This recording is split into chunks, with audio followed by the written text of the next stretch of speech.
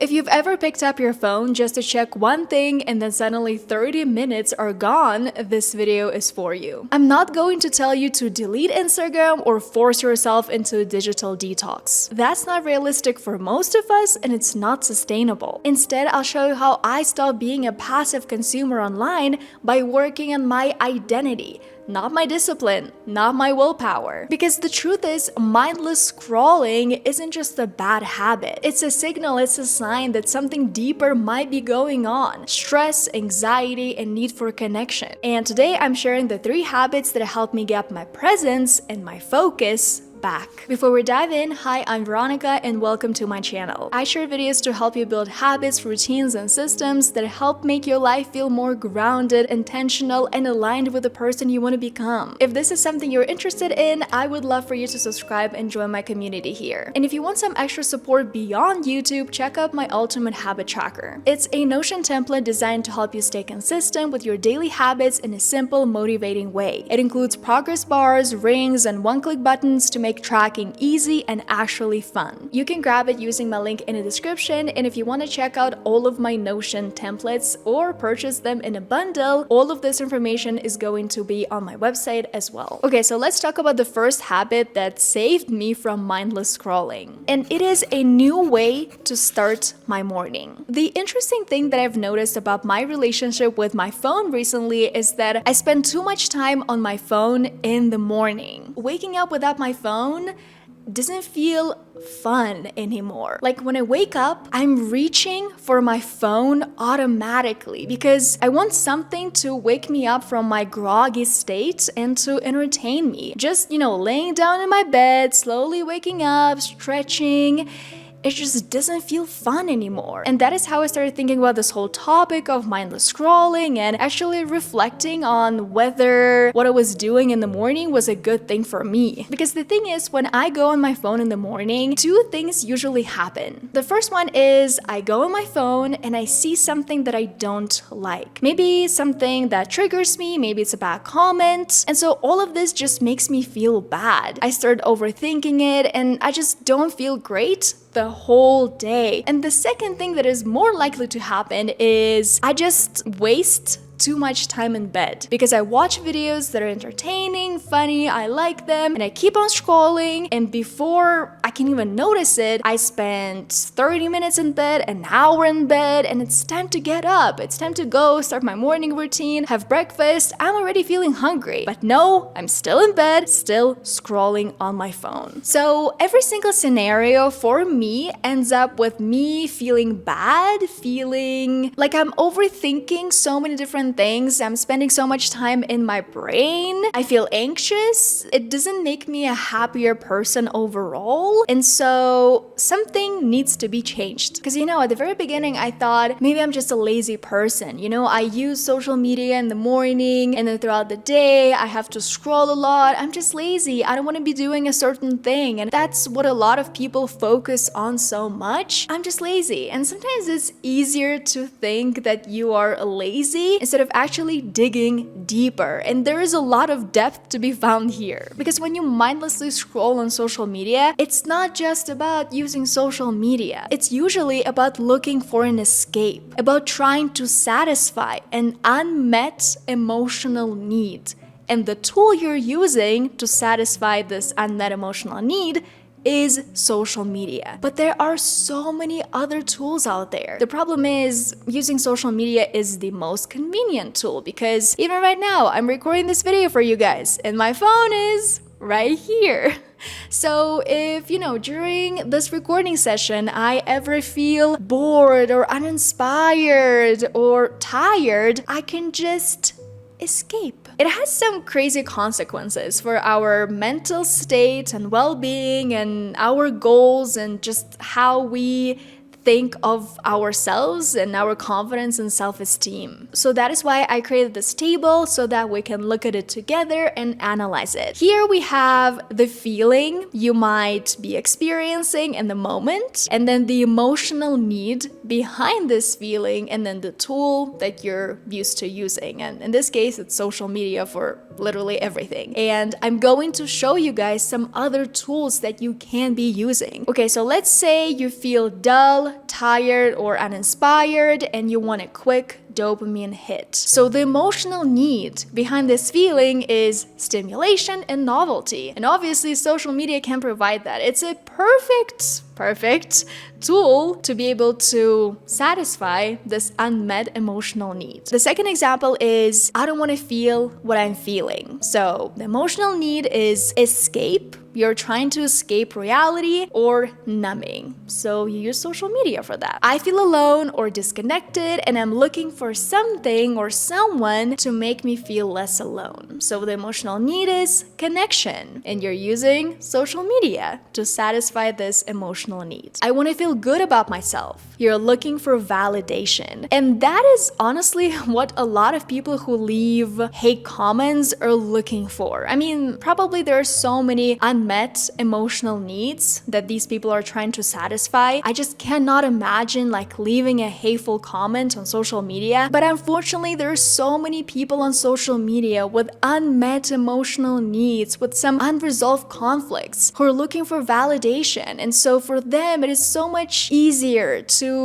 just go on social media and write a bad comment instead of actually working on themselves and like healing everything inside themselves. So here is a new table with all of the new tools that I think are going to be better than mindlessly scrolling on social media. If your emotional need is stimulation and novelty, maybe you can play an energizing playlist, listen to music that you love, but please don't use your phone to turn on that music. Maybe you can talk to Alexa, or maybe use your computer where you don't have any social media. Use your TV, but not your phone. If the emotional need is escape or numbing, you can journal with a prompt, what am I trying not to feel right now? If the emotional need is connection, maybe you can send a voice note to a friend or your family member, because a lot of us use social media more than we actually talk to our loved ones. And if the emotional need is validation, maybe you can do something you've been putting off and just check it off your list. I reach for my phone in the morning because I need this fun energy. I feel really groggy and I want something to wake me up, to make me feel good. I do get enough sleep, so it's not the problem here. And I am a morning person in general. I just don't have a lot of energy right after I wake up. Like, I need a little bit of time to actually feel like myself. And so what I started doing is I started swapping my phone with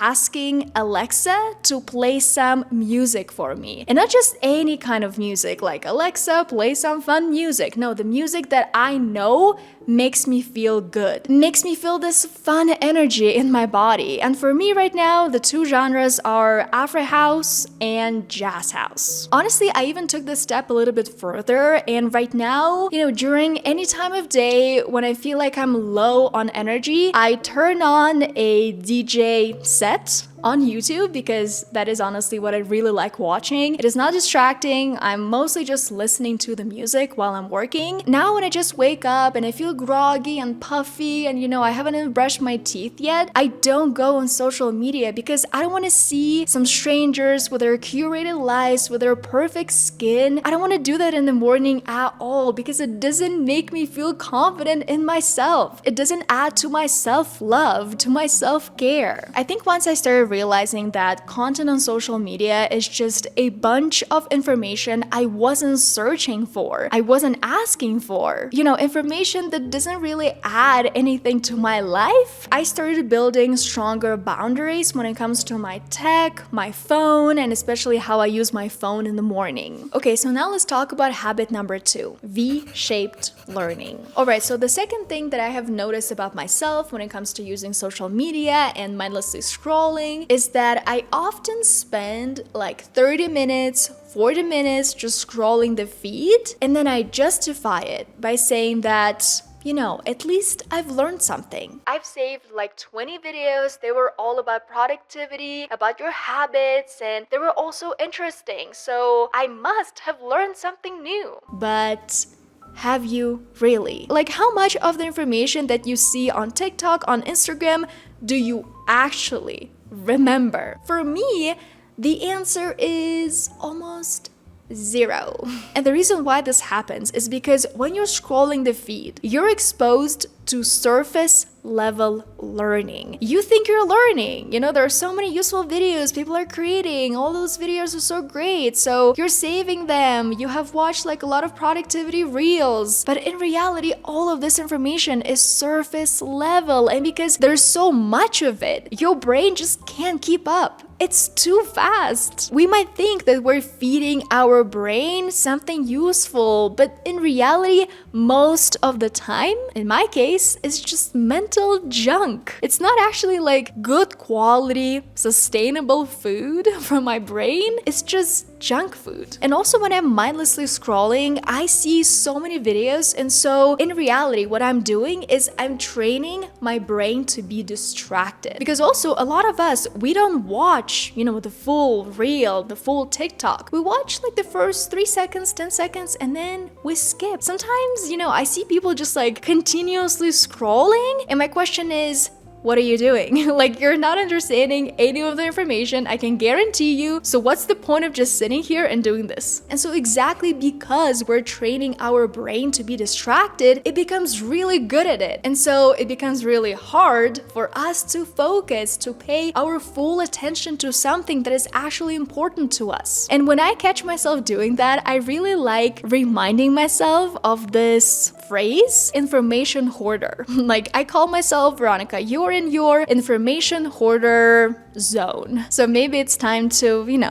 take a break. I'm not actually learning anything new. I might think that I am because I'm watching so many videos and I'm saving a lot of them. I might think I'm actually remembering a lot of the information, but in reality, I'm just hoarding all of this information. So that is why I really started to focusing on building this habit of actually searching for information, for the good quality information that I personally love and that adds to my personal and professional growth. There's this concept that is called T-shaped learning. The top of the letter T is kind of like when you explore a lot of things, but at this surface level. But then you go deep on this one specific area that really matters to you. And what happens to us on social media is just the top of this T. So we become generalists, like jack of all trades, but master of none. You start collecting a bunch of surface level ideas instead of actually going deep on something that truly excites you, instead of actually building your expertise. But actually, what I personally love even more than T-shaped learning is V-shaped learning. You go deep into these two intersecting areas and then you gradually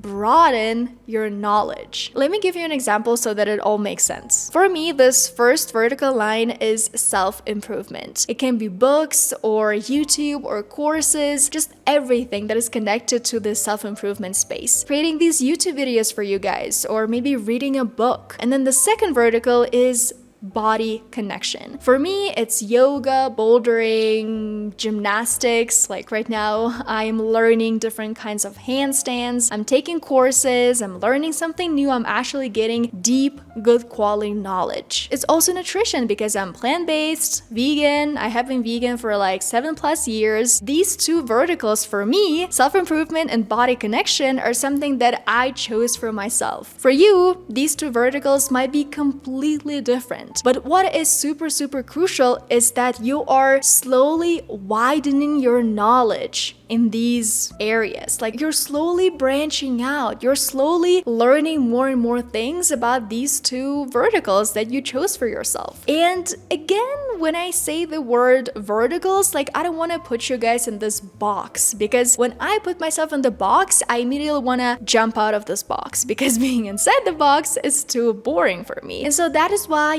self-improvement, body connection, these two areas are just so wide. Like, so many things can fall into these two areas. For example, some news that I shared in my free weekly newsletter a few weeks ago is that I'm going to do my first yoga teacher training in a few months. It's going to be this 200-hour yoga teacher training, the very first one for me. So I'm really excited because I love yoga with all of my heart, and I really want to go deeper into this area because it is connected to my mind-body connection. It's just something that I'm passionate about and I love learning. I love getting good quality, deep knowledge on the things that I like, on the things that excite me. When I'm mindlessly scrolling, I'm always stuck in this top line of our T-shaped thinking, but T-shaped thinking is actually a good thing and it works for a lot of people. On social media, you just don't go deep. You're always in this horizontal line. You're always just, getting a bunch of information you didn't ask for and you don't even need. And I'm personally so tired of mindlessly consuming other people's success stories. The perfect videos, the curated lives, the perfect skin, the perfect makeup, I just want to take a break from all of that. To let myself breathe, to take my control back, to get to know who I really am. What kind of makeup do I like? Not what kind of makeup some person told me to use from social media. What do I actually like? What do I think looks good on me? And on my YouTube channel, I talk a lot about your identity and relying on discipline and willpower. And I always say that I don't want to be relying on my discipline and my willpower to change certain bad habits that I have, certain things that I would like to change. And so I don't want to rely on my willpower to stop scrolling. I just want to be a person who doesn't need to scroll. And that's why, yes, I've tried using all of these different apps that restrict my social media use, but it just always feels like I'm trying to discipline myself when I use them. When I see the timer and it says, okay, Veronika, you've used this app for 30 minutes today and that is your daily limit, you have to stop right now, it just feels like I'm being parented. I'm a kid again and my parent is telling me, okay, now it's time to stop. But I know that for me, this approach is not going to work long term. If I get tired of this restriction app, I can just delete it. And after 30 minutes, continue using Instagram, continue scrolling on TikTok. Because in this process, I haven't really done anything that says that I have tried to change my identity. If I still see myself as a person who doom scrolls, then those restriction apps are not going to work. Instead, I always try to focus on my identity. I'm someone who's too intentional to waste hours on things I didn't ask for. And this is how we move on to my habit number 3, conscious social media. What am I actually doing that saves me from mindless scrolling? How am I showing up for myself? Because I'm a content creator. I use social media to create content, but I also love using social media to watch Instagram stories or reels. And so I don't want to quit using social media apps. I know that for me, this is just not what I want to do. If you can just delete Instagram, delete TikTok, and never ever use it again, and it's totally okay with you, then do it. It's great. But I still want to use those apps. I just don't want those apps to use me. I don't want them to control me. When it comes to Instagram, I actually have a really interesting strategy because I personally use Instagram really often. It is, the social media app that I really like to stay connected with my friends, to the people I follow, and to also post my own content. And so I actually have 2 accounts. The first account is my professional one. It's where I'm sharing all of my stories from, my posts and reels, because I want to grow as a content creator. And so I do not use this account for anything else. I don't use this account to scroll the feed. Absolutely not. I don't follow any people from this account. My professional page is work only. I've also heard this advice from some people on the internet that, if you want to stop mindlessly scrolling, start creating content. And yes, it might be a good idea, but also a lot of people don't want to create content on social media. A lot of people like using social media, watching stories and reels and TikToks, but they don't want to create anything, and that is absolutely okay. And so that is why I have my second account. This account is for consumption. It's private, it doesn't even have like a profile picture. It's where I follow people, I follow my friends, some content creators. Also, I never ever use it to just scroll the feed. On this personal account, I only follow around 30 people, and I regularly clean that up because I start following new people and then I unfollow some other people. And so, this loop is always continuing for me because I don't want to be following like 300 plus people, because every single person I follow, I actually engage with their content. Because when I see their reels, their posts, and their stories, I actually want to pay my full attention to them. I see so many people, for example, watch Instagram stories with the surface level attention. And my question is, why are you even watching them? If you're watching something like an Instagram story or a reel and you have to like tap every single second, you're not actually paying attention. And so I actually take some time out of my day intentionally where I grab my phone and I tell myself, okay, Veronika, now you're watching Instagram stories, all of the people you follow with intention. Sometimes it takes 30 minutes, sometimes it takes 40 minutes, and honestly, it doesn't take a lot of time. And I only do it once a day. That's it. So my process is I open Instagram and I watch all of the Instagram stories first, and then I do something really interesting because Instagram has changed the layout of the homepage. I remember a few years ago, it used to be more like your homepage was Instagram stories and then all of the people you follow. But now it's like a combination of the people you follow and some random videos, and so your feed becomes this endless scroll. And so because I don't want my feed to look like that, I actually click on Instagram. It's this button in the top left corner, and I change it to the people I'm following. And unfortunately, you have to do it every single time. It's not like a permanent setting. Every single time you go to Instagram, you open this app, you have to change this manually. It's really annoying, but that's what I personally do when I open Instagram, because I only want to see the posts, the reels from the people I actually follow. This helps me treat my social media as a newsletter or a curated community, something that I created for myself, not something that Instagram or the algorithm gave me. And also, to save you from mindless scrolling even more, what you can do and what I did is I reset my Instagram recommendations. It's actually really easy to do, but obviously Instagram is never gonna talk about it because the algorithm is the most powerful thing to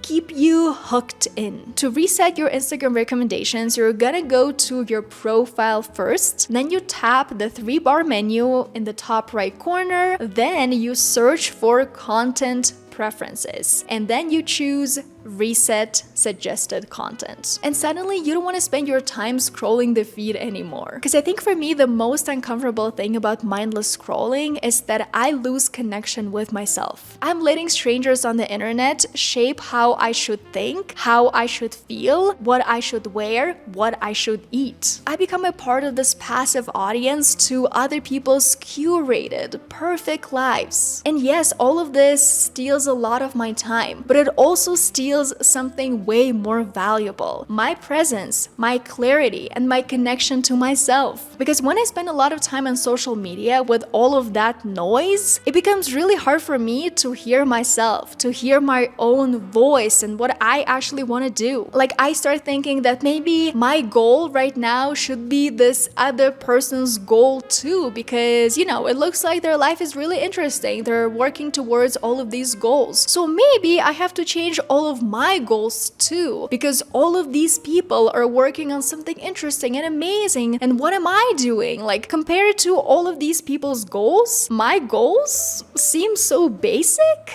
But in reality, they're basic, but they're mine. I chose them for myself and I love them for that. And I think it's also because I'm this type of person who really values attention. And when I'm giving my attention to something or someone, I think this is how I express my love. When I go to like a restaurant and I see a couple and both of them are glued to their screens, I cannot understand that. Like, they're both using social media, scrolling the feed. What are you guys doing? Is your phone more important than this amazing person sitting right across from you? More important than the love of your life you came to this restaurant with? And I also think that this skill, like being able to give your full attention to something or someone, is becoming extremely valuable nowadays because it's becoming really hard. Okay guys, so I think it's going to be it for today's video. If you liked it, please don't forget to give it a thumbs up and subscribe to my YouTube channel. Also leave me a comment with all of your thoughts on mindless scrolling. Maybe share some habits that have helped you personally